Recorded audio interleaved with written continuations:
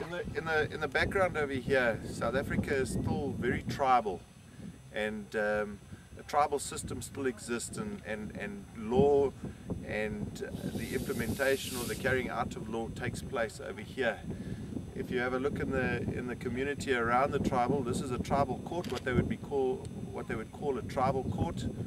and once or twice or 3 times a week the chief and his indunas would sit and they would test cases, and people from the community that might have a dispute, they would come through to the tribal court and they would present their case, and then their case would be heard in front of the chief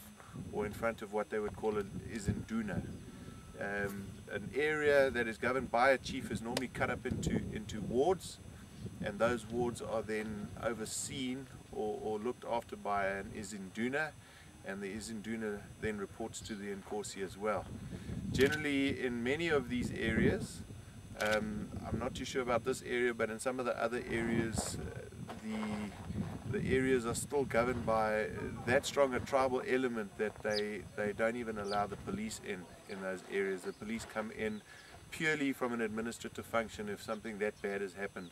Otherwise, it all gets taken care of either by the chief or